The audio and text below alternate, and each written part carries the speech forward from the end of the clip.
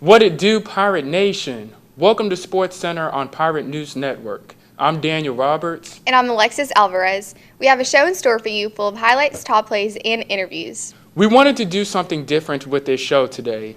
Instead of focusing on the bigger sports teams that get a lot more recognition like football, basketball, and baseball, we wanted to focus on the smaller teams that have had a lot of success up to this point. That's right. We set out to cover soccer, volleyball, and both the men's and women's swimming and diving teams. We have volleyball analyst Garrison Pulley here with us to break down ECU's win over USF on Friday night. Hey Alexis, thanks for having me. We had a volleyball matchup on Friday night between the ECU Pirates and the USF Bulls, where we saw the Pirates win comfortably 3-0. ECU took the first set of the night at 25-14 after a close matchup early on until the Pirates go on a 9-1 run to push the score to 22-11 and the set out of reach for the Bulls. During the second set, the Bulls kept it closer, but the Pirates still took the set 25-19. Both sides battled going on their own runs, but the Pirates, having a set-high 4 aces, took control early on, getting out to a 14-6 lead and then to a 20-10 lead. But the Bulls slowly chipped away, bringing it back to a close game and pushing the score to 23-19. And just as the Bulls are getting their hopes up, the Pirates make sure to take them away when Shelby Martin gets her second ace of the match to ice the set and put all the pressure on USF to come back from 2 sets down. ECU took control for the third and final set, controlling the game from start to finish with a final score of 25-14 again. The Pirates start off with a 4-0 run with 3 kills, but USF keeps it close until it's 5-9 when ECU looks to put down the Bulls by going on a 6-0 run, and number 19, Sydney Kleinman, getting 3 kills in a row for a total of 9 in the set. ECU kept the game out of reach for USF, riding to a comfortable third set victory and finishing it in the most fitting way possible, with the game-high killer Sydney Kleinman subbing back in and finishing the match to get her 19th kill of the night. Shelby Martin and ECU have been strong in volleyball all season long and are looking to finish the season strong, but the history between ECU and USF volleyball hasn't been as successful. That was the first time in program history that we've beaten USF in 3 sets. I think that was the first game we really played as a team and everyone saw it, so if we can keep playing like that throughout the season, we'll have a good year. What a great win for the volleyball team indeed. After seeing the volleyball team win at home on Friday night, the men's and women's swim and dive teams turned around and hosted the College of William and Mary on Saturday in their first home meet of the year. That resulted in convincing victories for both teams inside Minji's natatorium. Purple and gold chants and a few chants for the tribe of William and Mary filled Minji's natatorium on Saturday. Even though the scoreboard at the end of the meet showed domination, there were several events that came down to the wire.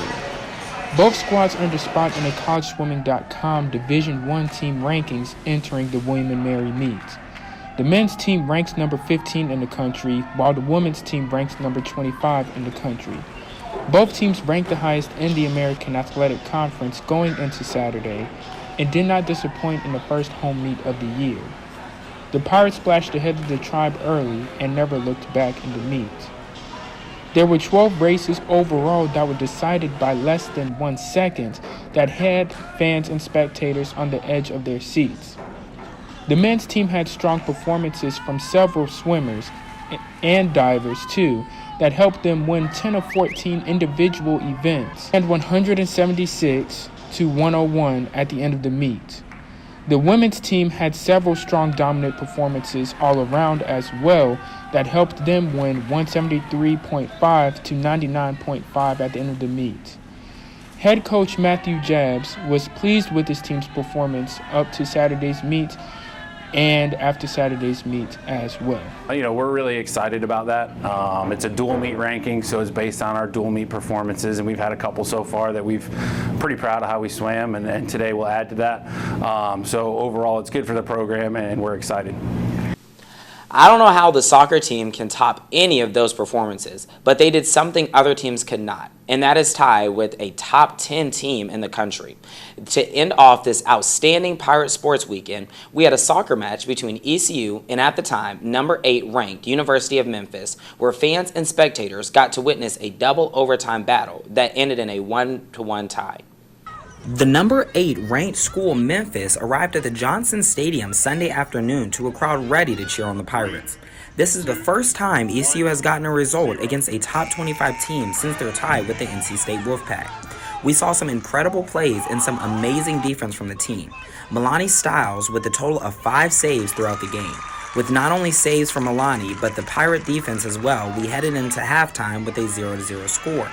Leading into the second half, number 4, Tory Ridges sweeps the competition and gets the Pirates on the board with a goal making the score 1-0. The Memphis Tigers were shortly behind with a goal making the game now 1-1, but the ECU Pirates didn't give up. Leading the game into overtime, the back-to-back battle of attempted goals, saves, PKs, and blocks. As the game wraps up into the second overtime, the game ends at a 1-1 tie. So coming out with the result for that was like kind of like we can do this. Like, we are capable of playing with these big teams and like we can compete with them. It was kind of a confidence booster for us. After such an exciting weekend for ECU athletics, Julian and I are here to break down the top 5 plays of the weekend from ECU. Absolutely, and we have some fire coming in at number 5. We have a spectacular dive that was made during Saturday's meet from ECU diver Devin Nugget. He managed to add a corkscrew twist with his body into a flip and landed the dive. A dive I know not many people can do. And coming in at number 4, we have a women's soccer matchup between ECU and 8th ranked Memphis, and we are scoreless until the 67th minute when Tori Riggs breaks the seal by squeaking one past the goalie on a long shot to go up by 1. And coming in at number 3, we have a kill from junior outside hitter Sydney Kleiman that sealed the win for the Pirates, giving them their first sweep ever against the USF Bulls. And coming in at number 2, we have a very close finish in the men's 200-yard butterfly where we saw ECU's Adam Mahler beat out William and Mary's Stephen Thalblom by a razor-thin 0.2 of a second. Number 1 play comes from goalkeeper Milani Styles. She made the save that preserved the 1-1 tie against the Memphis Tigers that dropped the Tigers from number 8 in the country to now the 31st after that. Thank you, Daniel, Julian, and Garrison, for providing highlights from this weekend's events. Of course. It was a very eventful weekend indeed, and hopefully y'all enjoyed today's show. We are signing off.